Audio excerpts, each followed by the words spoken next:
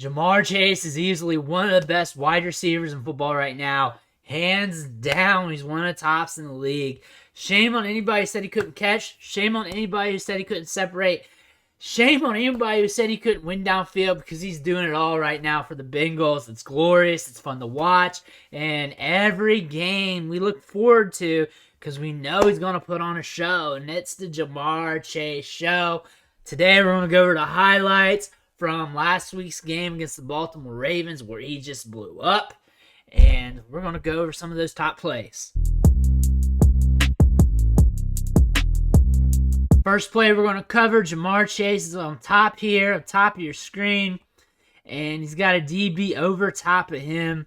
He's inside shade. Looks like he may be dealing with a little bit of press. We're going to go ahead and run this baby. So here he is off the line of scrimmage. Does deal with a little bit of press, but it doesn't matter. Looks like he's going to scoot by him. So off the line, little foot fire, head up, looking into his soul, not telling where he's going to go, making that DB guess. And that's what he's doing right there. Then he cuts inside, and the DB is left on skates. All he's got is that press on the shoulder, but ain't nothing. And right now he's got more than a step. He's got a little half step or whatever on top of him. And now he's just gaining more separation as he's getting out of frame here. Burrow sees it. Burrow sees it, whips it out right here. It's blurry, but he's got separation there. He's got some social distancing action here. Makes the catch, and he aggressively gets downfield, catches it almost like bam, instantly, and moves up, which is good. Assertive with the ball in his hands. And Chase is just working upfield. Again, this play is won with Chase at the top of the screen here on the release. Just firing off the line of scrimmage, selling the midline of the DB for that quarter second, half second, whatever you want to call it. Looking into that soul of that DB, looking straight at him. DB's had to plant his feet and guess. And then all of a sudden he makes that swift move to the inside.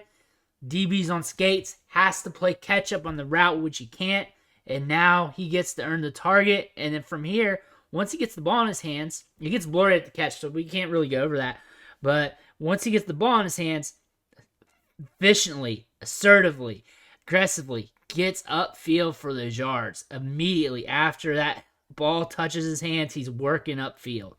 And that's what you get from Jamar Chase. You got an assertive, aggressive wide receiver. We're on to the next play. Chase is up here at the top of your screen. He's got a DB on top of him. DB's looking into the backfield right now. He is on the midline of Chase. He's about a yard, 2 yards off of him. Going to go ahead and run the play. Looks like he's dropping back in a little bit of stay coverage. And he is playing it midline coming off the release.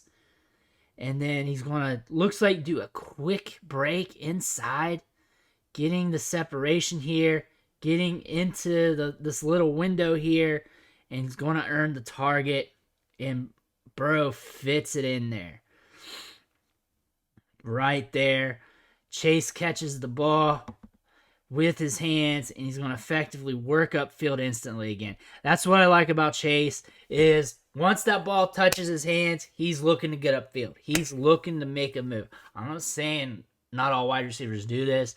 Chase just does it better than a lot of other dudes, and this is what he's good at. He's very assertive. He wants the ball in his hands. He wants to make plays happen. He's got a my ball mentality, and he is doing whatever he can to get upfield, and it all starts when the ball's in transit and it touches his hands and he's going. We don't get much on the route here on this play.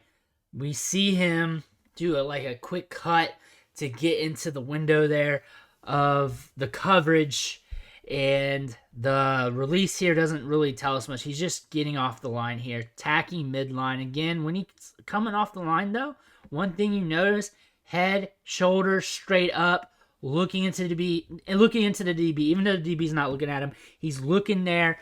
He's not telling where he's going to go. He's going to hit the yard mark where he needs to make his break, then he's just going to break it off.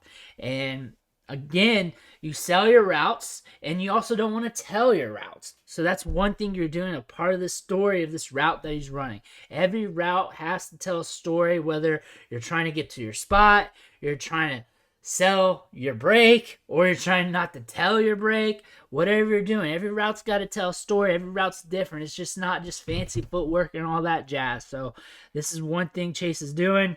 It's not telling where he's going, looking into the soul of that DB, and then when it comes time for his break, he's just going to whip it in there really quick.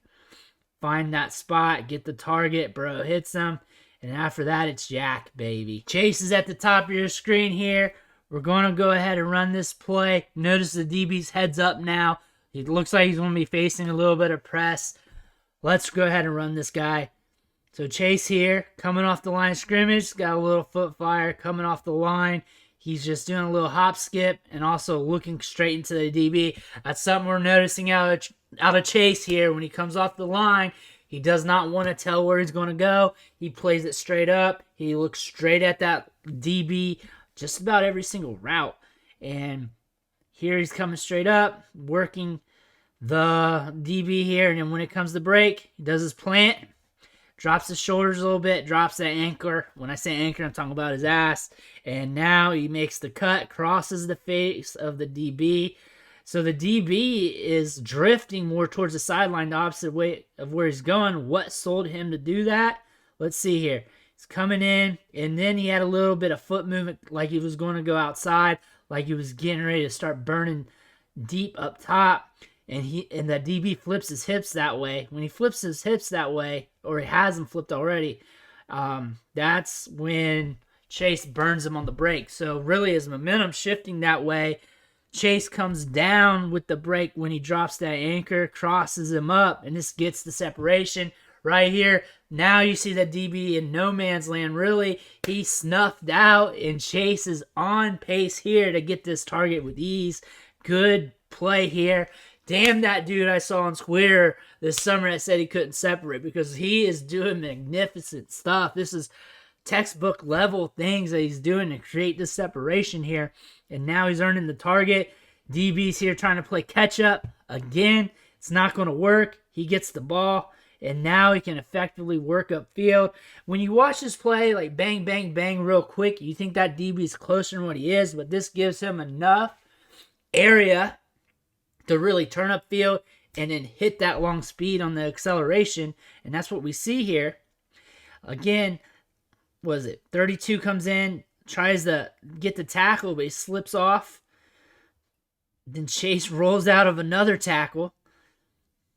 And without being able to pick up a little speed, to be able to have that room for movement here that he created from this route, this play would have been done right around this area. But he's able to slip out for 32 with ease, flip around, hit that circle button. He's gone. When you tackle Chase, though, you got to come right. You got to come right with your angles. You got to come right with your tackle. If not, he's going to whip out of that because he's assertive. He's aggressive. I'm going to say that probably every time I do highlights on Chase because that's how he plays. He's assertive. He's aggressive. He's a technician. He does everything. He's very assertive with the ball in the air. But look at him just outrun the defense here. And if you notice how I'm doing the frame rate, there's a reason why. But Chase takes this baby in for the score easily, but we're backtracking here. What I loved most out of this play was coming off the release, get a little foot fire, playing the line, and selling kind of a little bit. Well, it sells the DB that he's going to go deep. DB is working towards that because he flips those hips, and then he gets burnt off the break here. And this creates the separation for Chase right here. He gets the target, and bam. And the separation here allows him to have enough wiggle room to get some momentum, be able to flip around, to be able to break out a 32. So the route helped him get the yak as well. Chase is a damn good wide receiver. Here's another angle of this route. We're going to see this on a close-up angle. So here, off the line of scrimmage, and really just a little bit of toe tapping. Watch his eyes, looking right into the soul of that DB. Shoulders parallel there. And he's not selling anything off the rip. He's not selling anything right now. He's not letting you know what he's doing. And now he's playing like he's going to get upfield. Humphrey flips them hips, and he's selling that. One, he's selling that because his eyes are looking upfield. He's looking at him and upfield, whatever his eyes are looking at. It's not like I can really see. It's blurry there. But either way, it's looking forward. He's looking forward, and his shoulders are stiff like that. And that causes Humphrey to flip them hips because, one, he's got to keep up with him. Two, Chase is a little bit closing the gap there. And now he drops that plant step. Now he's going to drive out of that and cross his face. Humphrey is left on skates. He's sitting there on ice. It's like Mario Kart in one of the snow races. He just flipped around, hit the banana, and now he's off course, and Chase gets the separation, which gets him the target. Look at that space. That is good social distancing right there. He's going to be able to have enough space to make a move, which he does, and gets upfield. And that allows him to get the score. I like Jamar Chase. He's one of the best wide receivers in football. Everybody likes him now. Everybody's on to him. Even though a lot of people thought he couldn't catch or separate and do everything else going into the offseason, going into this season. But now we all know he's the truth.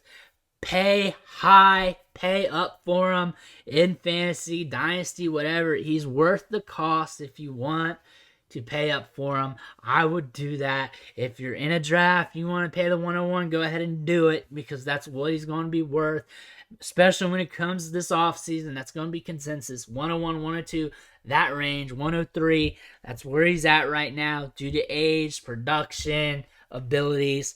And I'm cool with that because that's the market value and that's what he's showing us on tape when you look at his age, adjusted production, athleticism, skill set, and everything else. I want to thank you for watching the show, sticking with me. Make sure you hit that subscribe button on the way out. Every subscription matters. It fuels me to keep putting out this content, fuels me to keep going over the tape with you guys, fuels me to help you guys out with your fantasy teams and everything else. Again, I want to thank you, and I'll catch you next time.